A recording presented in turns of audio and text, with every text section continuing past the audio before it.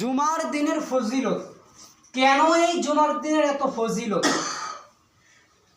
জুমা, আল্লাহ সুবহানাহু ওয়া তাআলা এই জুমার দিন সম্পর্কে কোরআনুল কারীমে একটা সূরা নাযিল করলেন, সূরাতুল জুমআ, 28 নম্বর পারা 13 নম্বর পৃষ্ঠাতে আছে। তো সূরাতুল জুমআ, জুমআ শব্দের অর্থ হলো সমাবেশ।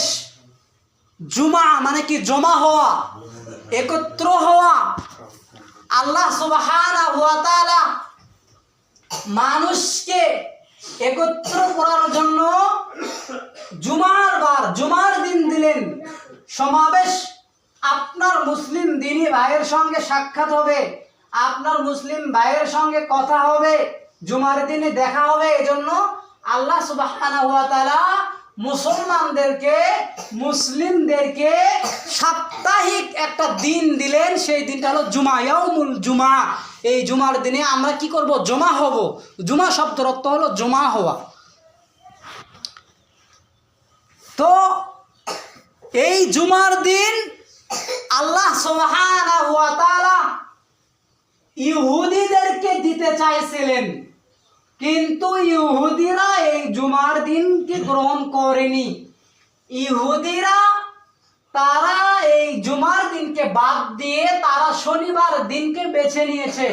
ইহুদিদের ইবাদত করার দিন হলো আপনার শনিবারের দিন এবং খ্রিস্টানদের হলো রবিবারের দিন। তারা এই দুই দিনগুলোকে, শনিবার এবং রবিবারকে বেছে নিয়েছে। এই জন্য দেখবেন ইহুদিরা আপনার কোরআনুল কারীমের মধ্যে আপনার যে সূরা বাকারা এবং সূরাতুল আরাফে ঘটনা আছে, কোরআনুল কারীমের আয়াত আছে যে তারা শনিবারের দিনকে মাছ ধরা ছুটির দিনকে সেদিন তারা ছুটির দিন মনে করতো এবং সেই দিনকে তারা মাছ ধরা, আল্লাহ তাআলা সেদিন মাছ ধরার নিষেধ করে দিলেন। কিন্তু আল্লাহ সুবহানাহু ওয়া তাআলা তাদেরকে এই জুমার দিন দিতে চাইছিল, এই জুমার দিন তারা গ্রহণ করেনি। আল্লাহ সুবহানাহু ওয়া তাআলা উম্মতে মুহাম্মাদি অর্থাৎ মুসলিম জাতিকে আল্লাহ সুবহানাহু ওয়া তাআলা ইয়াউমুল জুমা দান করেছেন। আর এই জুমার দিনের এত মাহাত্ম্য, এত ফজিলত রয়েছে যা হাদিসগুলো বললে আপনারা বুঝতে পারবেন।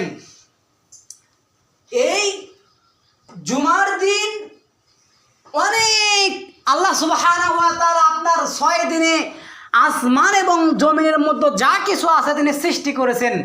কিন্তু এই জুমার দিনে আল্লাহ সুবহানাহু ওয়া তাআলা হযরতে আদম আলাইহিস সালাতু ওয়াস সালামকে তৈরি করেছেন, অর্থাৎ মানব জাতির পিতা আল্লাহ সুবহানাহু ওয়া তাআলা আদম আলাইহিস সালামকে এই জুমার দিনে তৈরি করেছেন। আল্লাহ তাআলা সব কাজ আপনার এই 6 দিন করছে, করার পরে জুমার দিনে তিনি কোনো কাজ করেন নাই। তারপরে জুমার দিনে তিনি মানব জাতির পিতাকে তৈরি করছেন। জুমার দিনের এই জন্য এত ফজিলত।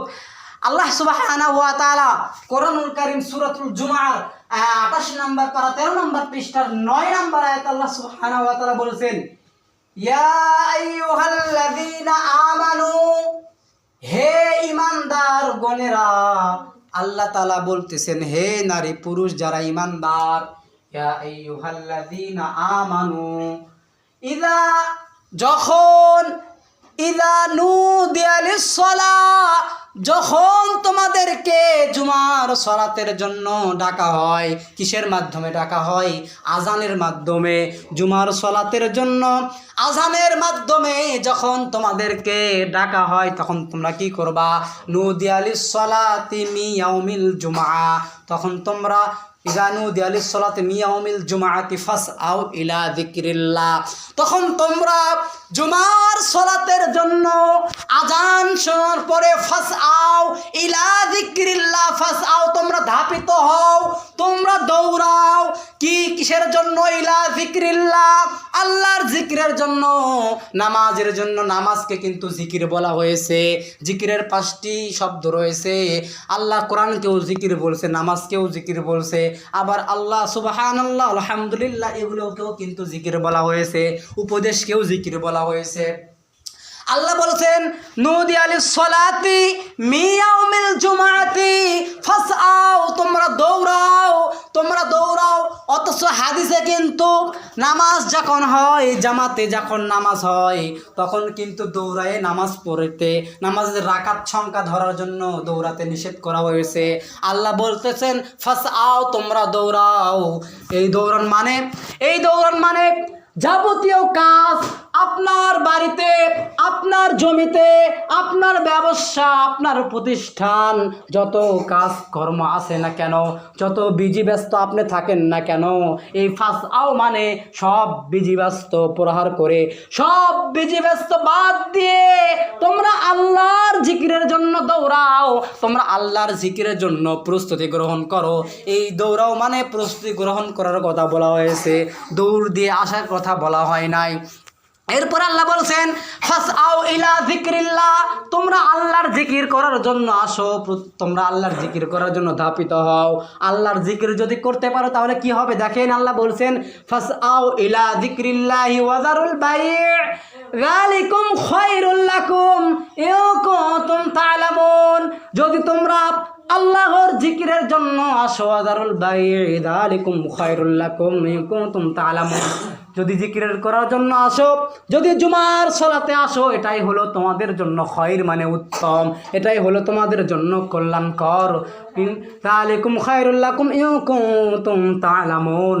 আর এটা যদি তোমরা বোঝো, এটা যদি তোমরা বুঝতে পারো, তোমরা যখন আজান হয় তোমরা তখন ধাপিত হও আল্লাহর জিকির করার জন্য, জুমার সালাতের জন্য, আর এটাই কি তোমাদের জন্য কল্যাণকর, যদি তোমরা খায়রুল লাকুম ইন কুনতুম তা'লামুন, যদি তোমরা কি করো বোঝো।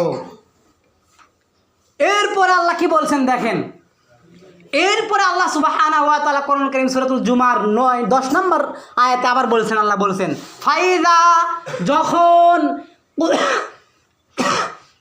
কুদিয়াতিস সালাত, যখন সালাত শেষ হয়ে যায়, কি শেষ হয়ে যায়, যখন নামাজ শেষ হয়ে যায়, এই নামাজ মানে 5 ওয়াক্ত নামাজও হতে পারে, জুমার নামাজও হতে পারে।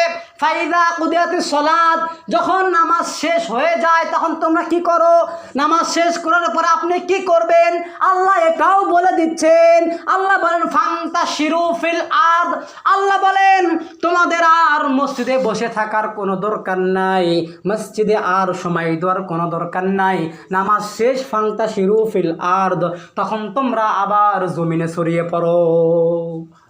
আল্লাহ বলছেন ফাইদা কুদিয়াতিস সালাত, নামাজ শেষ ফান্তাশিরু ফিল আরদ, আল্লাহ বলছেন নামাজ শেষ আর মসজিদে থাকার কোনো দরকার নাই, এখন ফান্তাশিরু ফিল আরদ, এখন জমিনে ছড়িয়ে পড়ো।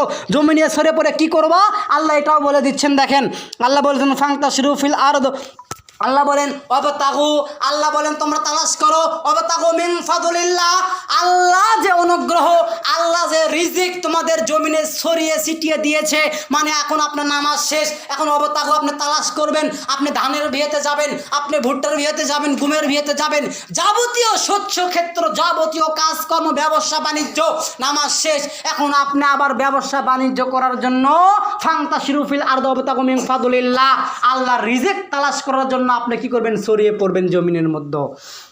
তার মানে নামাজ শেষ হওয়ার পরে মসজিদে বসে থাকার, জুমার দিনের ফজিলত সম্পর্কে অনেক হাদিস রয়েছে। আল্লাহ সুবহানাহু রাসূল সাল্লাল্লাহু আলাইহি সাল্লাম বলছেন যে জুমার দিনে আপনার সর্বপ্রথম গোসল করতে হবে, উত্তম রূপে গোসল করতে হবে, এবং তারপরে জুমার দিনে আপনার খুশবু, আতর, আপনার তেল ব্যবহার করে পায়ে হেঁটে হেঁটে মসজিদে যেতে হবে।